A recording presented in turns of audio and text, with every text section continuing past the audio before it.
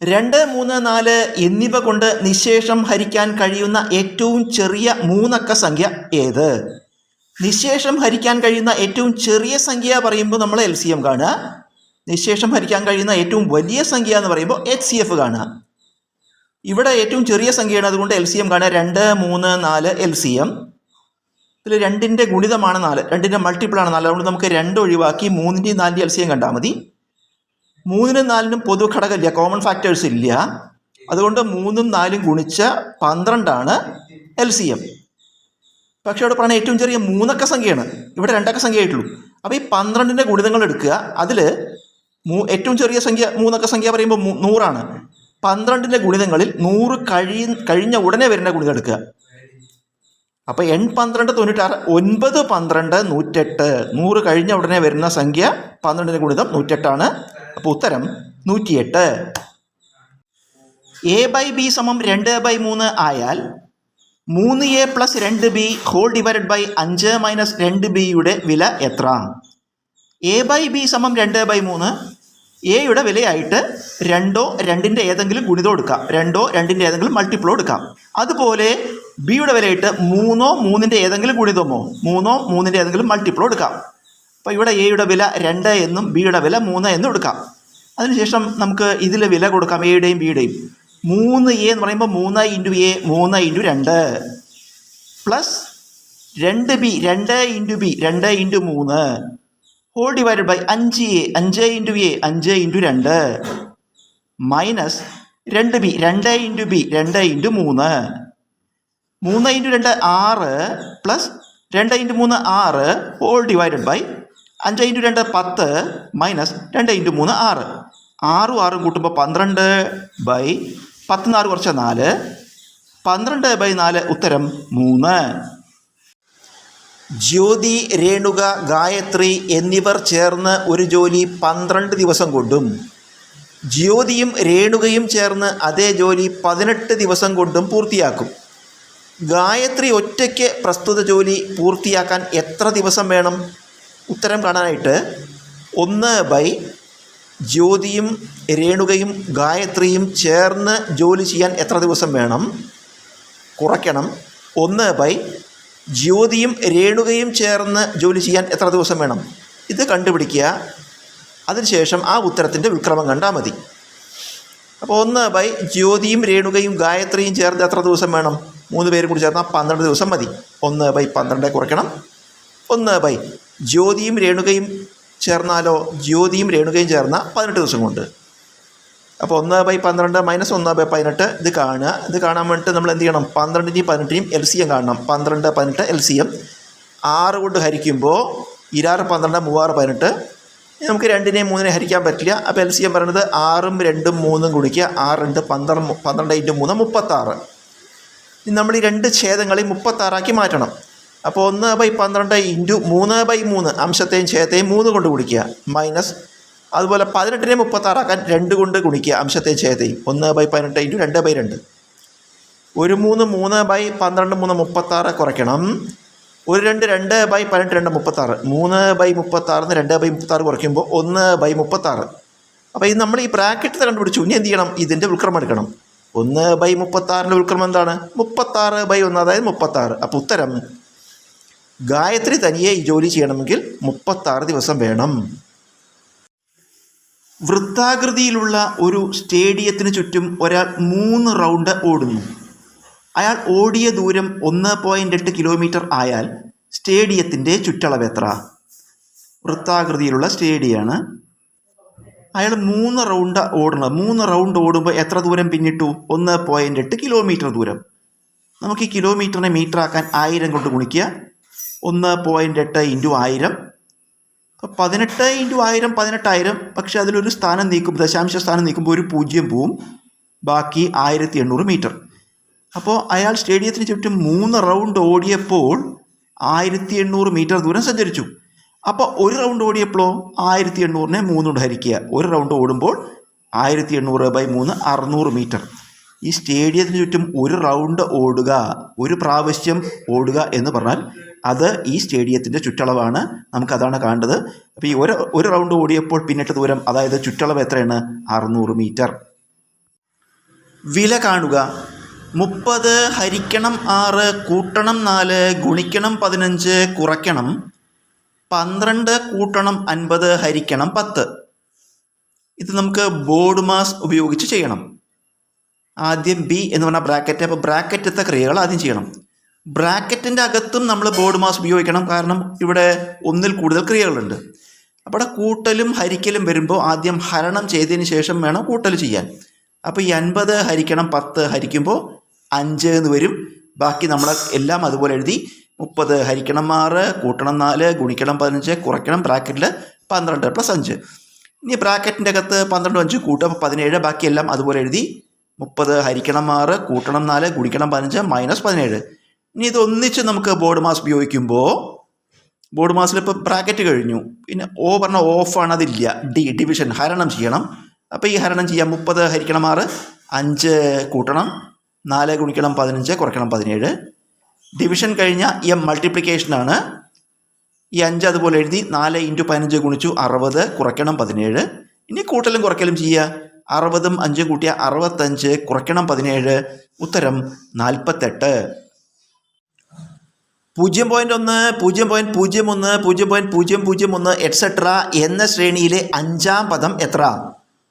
0.1 0.01 0.001 ഇത് നമുക്ക് ABC എന്ന് സങ്കല്പിക്കുക. നമ്മൾ ബി സ്ക്വയർ കാണുക. അതായത് 0.01 സ്ക്വയർ എങ്ങനെ കാണാം? 1 സ്ക്വയർ 1, ദശാംശ സ്ഥാനങ്ങളുടെ എണ്ണം 2 ആണ്. അതിൻ്റെ ഇരട്ടി എടുക്കുക 4.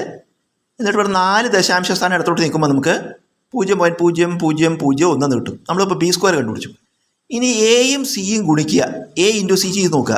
അതായത് 0.1 × 0.001 ഇത് ഗുണിക്കുമ്പോൾ 1 × 1 1. ഇവിടെ 1 ദശാംശ സ്ഥാനം, ഇവിടെ 3 ദശാംശ സ്ഥാനം, 1 3 4 ദശാംശ സ്ഥാനം ഇടത്തോട്ട് നിൽക്കുമ്പോൾ 0.0001 എന്ന് കിട്ടി. ഇപ്പോൾ നമുക്ക് നോക്കുമ്പോൾ ബി സ്ക്വയറും A × സിയും തുല്യമായിട്ട് കിട്ടി. ഇത് രണ്ടും തുല്യമാണ്. അങ്ങനെയെങ്കിൽ ബി സ്ക്വയർ സമം AC എങ്കിൽ അത് സമഗുണിത ശ്രേണിയാണ്, ജോമെട്രിക് പ്രോഗ്രഷനാണ്. അപ്പോൾ നമുക്കൊരു ശ്രേണി തന്നിട്ട് അത് സമഗുണിത ശ്രേണിയാണോ നോക്കാൻ ഈ സൂത്രവാക്യം ഉപയോഗിച്ചാൽ മതി. ബി സ്ക്വയർ കാണുക, AC കാണുക, അത് രണ്ടും തുല്യമാണെങ്കിൽ അത് ജോമെട്രിക് പ്രോഗ്രഷനാണ്. ഇനി നമുക്ക് കോമൺ റേഷ്യോ കാണാം. കോമൺ റേഷ്യോ കാണാൻ T2/T1 രണ്ടാം പദത്തിനെ ആദ്യ പദം കൊണ്ട് ഹരിക്കുക. രണ്ടാം പദം 0.01 ഡിവൈഡഡ് ബൈ ആദ്യ പദം 0.1. ഇവിടെ ദശാംശം നീക്കണം. അംശത്തിലാണ് ദശാംശ സ്ഥാനങ്ങൾ കൂടുതൽ. എത്ര? 2 സ്ഥാനം. അപ്പോൾ 100 കൊണ്ട് അംശത്തെയും ഛേദത്തെയും ഗുണിക്കുക. 0.1 × 100 ബൈ 0.1 × 100. ഇവിടെ 100 കൊണ്ട് ഗുണിക്കുമ്പോൾ ഇതിലത്തെ ദശാംശം പോവും. അപ്പോൾ 1 കിട്ടും അംശം. ബൈ ഛേദത്തിൽ 0.1 100 കൊണ്ട് ഗുണിക്കുമ്പോൾ 10 എന്ന് കിട്ടും. അപ്പോൾ 1/10 ഹരിച്ച 0.1 കിട്ടും. ഇനി നമുക്ക് n-ാം പദം കാണാനുള്ള സൂത്രമാക്കി എഴുതുക. കാരണം എന്താ? 5ാം പദമാണ് കാണേണ്ടത്. അപ്പോൾ n-ാം പദം Tn A × r ഘാതം n-1. 5ാം പദം T5 സമം A ആദ്യ പദമാണ്. എത്രയാണ്? 0.1 × r നമ്മളിപ്പോൾ കണ്ടുപിടിച്ചു. 0.1 ഘാതം n-1 5 - 1. 0.1 × 0.1 ഘാതം 5 1 കുറച്ചാൽ 4. 0.1 × 0.1 ഘാതം 4 കാണാൻ 1 ഘാതം 4 കാണുക. 1 ഘാതം 4 1ആണ്. എന്നിട്ട് ദശാംശ സ്ഥാനങ്ങൾ എത്രയാണ്? 1 സ്ഥാനം. അതിൻ്റെ 4 മടങ്ങ് എടുക്കുക. 4 എന്ന് വരും. എന്നിട്ട് 4 സ്ഥാനം ഇടത്തോട്ട് നിൽക്കണം. അപ്പോൾ 0.0001 എന്ന് കിട്ടും. ഇനി നമ്മളിത് രണ്ടും കൂടി ഗുണിക്കണം. 1 × 1 1. ആകെ ദശാംശ സ്ഥാനങ്ങൾ ഇവിടെ 1 സ്ഥാനവും ഇവിടെ 4 സ്ഥാനവും. അപ്പോൾ ആകെ 5 സ്ഥാനം ഇടത്തോട്ട് നിൽക്കണം. അപ്പോൾ നമുക്ക് 0.0001 എന്ന് കിട്ടും. ഇതാണ് ഉത്തരം. 1.5 2 2.5 എറ്റ്സെട്ര എന്ന ശ്രേണിയിലെ എത്രാമത്തെ സംഖ്യയാണ് 100? 1.5 2 2.5 എറ്റ്സെട്ര. 1.5യും അരയും കൂട്ടിയ 2, 2ഉം അരയും കൂട്ടിയ 2.5. അതായത് ഇവിടെ 1/2 കൂടി പോവുകയാണ്. അര കൂടി പോവുകയാണ്. ഒരേ സംഖ്യ വർദ്ധിച്ചു പോകുമ്പോൾ അത് സമാന്തര ശ്രേണിയാണ്. അതായത് അരിത്മെറ്റിക് പ്രോഗ്രഷനാണ്. സമാന്തര ശ്രേണിയിൽ എത്രാമത്തെ സംഖ്യ അല്ലെങ്കിൽ എത്രാമത്തെ പദം എന്ന് ചോദിക്കുമ്പോൾ നമുക്ക് ഈ സൂത്രവാക്യം ഉപയോഗിക്കാം. n സമം Tn - T1/d + 1. ഈ Tn എന്ന് പറഞ്ഞാൽ അവസാന പദം, T1 ആദ്യ പദം, d കോമൺ ഡിഫറൻസ് പൊതുവ്യത്യാസം. നമുക്കിവിടെ വില കൊടുക്കുക. Tn അവസാന പദമായിട്ട് നമുക്ക് 100 എടുക്കുക. എത്രാമത്തെ സംഖ്യയാണ് 100? ആ 100 അവസാന പദമായിട്ട് എടുക്കുക. അപ്പോൾ 100 കുറയ്ക്കണം.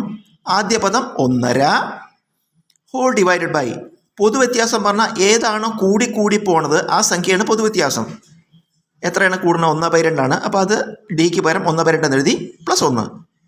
100ന്ന് 1.5 കുറച്ച 98.5, അതായത് 98.5 ഡിവൈഡഡ് ബൈ 1/2 എന്ന് പറഞ്ഞാൽ 0.5 ആണ് +1. 98.5 ബൈ 0.5 അംശത്തിലും ഛേദത്തിലും ദശാംശ സ്ഥാനങ്ങളുടെ എണ്ണം തുല്യമാണ്. ഒരു സ്ഥാനമാണ് അംശത്തിലും ഛേദത്തിലും. ദശാംശ സ്ഥാനങ്ങളുടെ എണ്ണം തുല്യമായതുകൊണ്ട് ദശാംശം ഒഴിവാക്കാം. 985/5 +1 ഹരിക്കുമ്പോൾ 985നെ 5 കൊണ്ട് ഹരിക്കുമ്പോൾ നമുക്ക് 197 കിട്ടും. +1 ഉത്തരം 198 എന്ന് കിട്ടും. അതായത് 198ാമത്തെ പദമാണ് 100. 3 വ്യത്യസ്ത റോഡ് ക്രോസിങ്ങുകളിലെ ട്രാഫിക് ലൈറ്റുകൾ യഥാക്രമം ഓരോ 48 സെക്കൻഡിലും 60 സെക്കൻഡിലും 72 സെക്കൻഡിലും മാറുന്നു.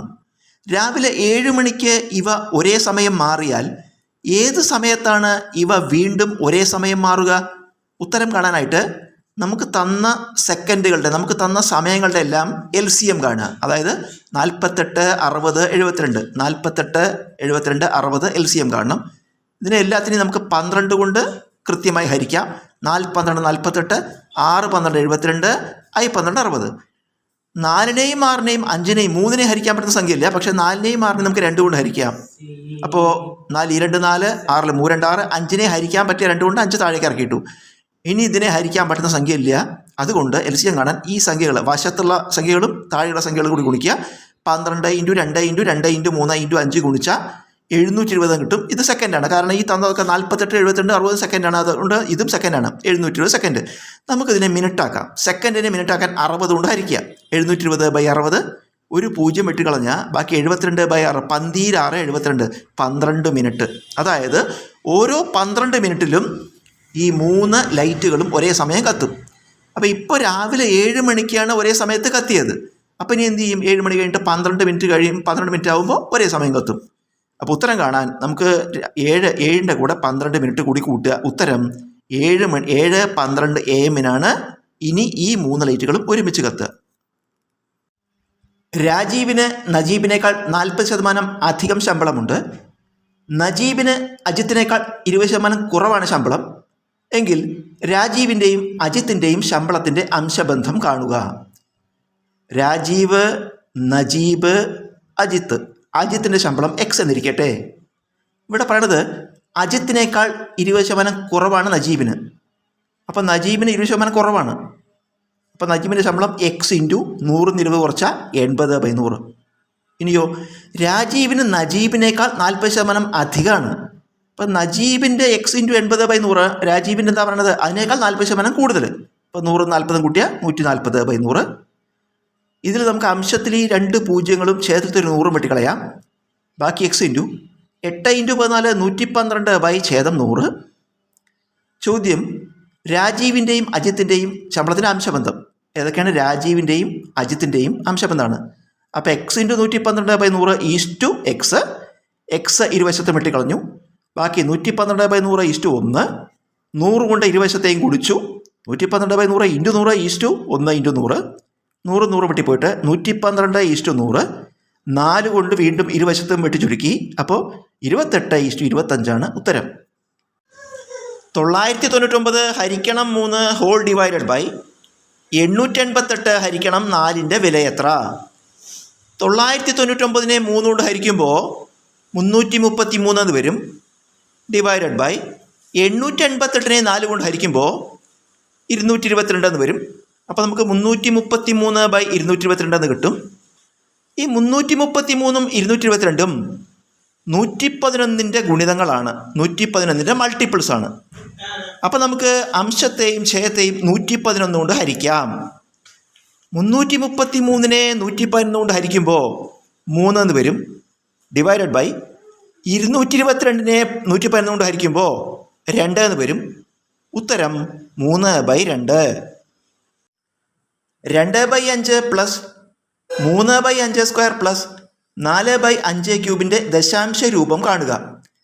2/5 അതുപോലെ ഇട്ടിട്ട് അംശത്തെയും ഛേദത്തെയും 2 കൊണ്ട് ഗുണിക്കുക. പ്ലസ് ഇത് 3/5² എന്ന് പറഞ്ഞാൽ 25 ആണ്.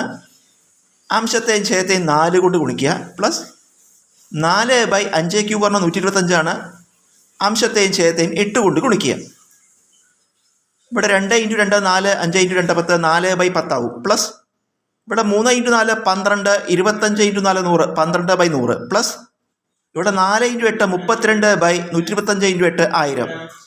10 കൊണ്ടും 100 കൊണ്ടും 1000 കൊണ്ടും ഹരണം എളുപ്പമാണ്. ദശാംശം നീക്കിയാൽ മതി. അതിനാണ് നമ്മൾ ഇങ്ങനെ ഗുണിച്ചത്.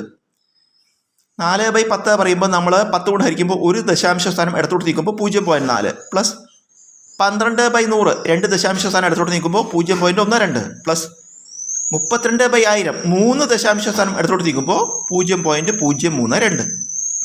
എല്ലാം കൂടി കൂട്ടുക. 0.032 മുകളിൽ എഴുതി. ഇത് 0.12 എന്ന് പറഞ്ഞിട്ട് നമ്മളിവിടെ 0 ചേർത്തു. 0.4 എന്ന് എഴുതിയിട്ട് 2 0 ചേർത്തു. ദശാംശ സ്ഥാനങ്ങൾ ഒരുപോലെ ആവാൻ വേണ്ടിയിട്ട്. എന്നിട്ട് കൂട്ടുക 2, 3 2 5, 4 1 5, 0. ഉത്തരം 0.552. ഒരു ബഹുഭുജത്തിൻ്റെ ആന്തരിക കോണുകളുടെ തുക 2700 ഡിഗ്രിയാണ്. അതിന് എത്ര വശങ്ങളുണ്ട്? ഇത് പ്രീവിയസ് ക്വസ്റ്റ്യൻ ആണ് കേട്ടോ. കോഡ് 63/2026 M, തീയതി 4/7/26. ബഹുഭുജത്തിൻ്റെ ആന്തരിക കോണുകളുടെ തുക തന്നിട്ട് വശങ്ങളുടെ എണ്ണം കാണാൻ നമുക്ക് ഈ സൂത്രവാക്യം ഉപയോഗിക്കാം. തുക ബൈ 180 + 2. തുക 2700/180 + 2. നമുക്കിതിൽ ഒരു 0 വെട്ടി 270നെ 18 കൊണ്ട് ഹരിക്കുമ്പോൾ 15 എന്ന് വരും. പ്ലസ് 2 ഉത്തരം 17. 87 - 76 + 49 - 52 + x = 0 ആയാൽ എക്സിൻ്റെ വില എത്ര? 87 - 76 + 49 - 52 + x = 0. പോസിറ്റീവ് ചിഹ്നമുള്ള സംഖ്യകൾ കൂട്ടുക. 87 49 കൂട്ടുമ്പോൾ 136 പോസിറ്റീവ് ചിഹ്നം നൽകി. നെഗറ്റീവ് ചിഹ്നമുള്ള സംഖ്യകൾ കൂട്ടുക. 76 52 കൂട്ടുമ്പോൾ 128 നെഗറ്റീവ് ചിഹ്നം നൽകി. Plus x = 0. 136 128 കുറച്ചാൽ 8 + x = 0. ഇത് നെക്സ്റ്റ് കാണുമ്പോൾ 8നെ സമത്തിൻ്റെ വലത്തോട്ട് എടുക്കുക. സമത്തിൻ്റെ വലതുവശത്ത് 0 അതുകൊണ്ട് 8നെ ചിഹ്നം മാറ്റി അങ്ങോട്ടിട്ടു. x = ഉത്തരം -8. ഒരു സംഖ്യയുടെ 7% എന്നത് 21 ആയാൽ അതേ സംഖ്യയുടെ 63% എത്ര? സംഖ്യയുടെ 7% 21 സംഖ്യയുടെ 63% കാണേണ്ടത്. 7ൻ്റെ 9 മടങ്ങാണ് 63. 7 × 9 63. അതുപോലെ നമ്മൾ 21ൻ്റെ 9 മടങ്ങ് കണ്ടാൽ മതി. അതായത് 21 × 9 ഉത്തരം 189.